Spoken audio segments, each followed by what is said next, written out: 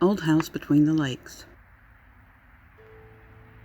by me, Kathy Pace Matthews, or as my husband refers to me, the Crazy Lady.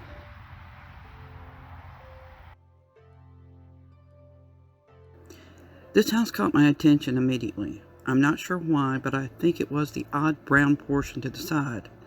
At first glance, I thought it might be the chimney, but it wasn't.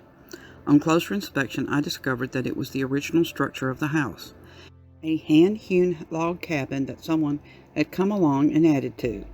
When you get closer, you get a better look at the timber with the tongue and groove joints. This house was shown as built in 1900 with the last remodeling done in 1900. Obviously, they got a few things wrong here because of the aluminum siding that had been added much later.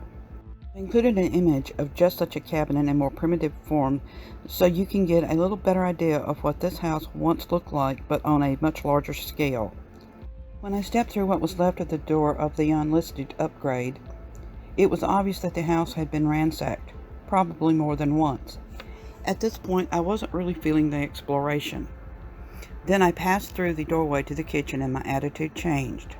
I was taking pictures as I started looking around and was fascinated with what I was seeing. The old fireplace that had been covered over, to me, was a shame. Even in the shape the house was in, you could imagine what it must once have looked like. As I moved toward the center of the room to get more pictures and continue my exploration, I noticed something not good. The floor sagged beneath me. I'm not a particularly heavy woman, so I stepped to one side a bit, hoping to find a more stable underpinning. Nope, the floor sagged even more. Then it hit me. I had but one of two choices. I could either back out the same way I came in or take one more step in the wrong direction and possibly make things worse.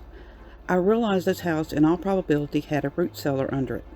Most old places like this did.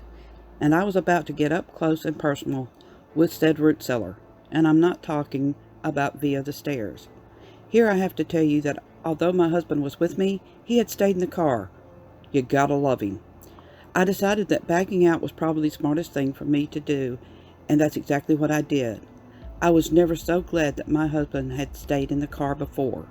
He's a 6-footer coming in at about 200 pounds. He would have also been right on my heels. I think he might understand the problem we could have had if he had been standing next to me. I hate that I didn't get to see more of the house, but at my age, things don't heal as quickly as they once did. So, the decision to remove myself from the property was probably the wisest course of action.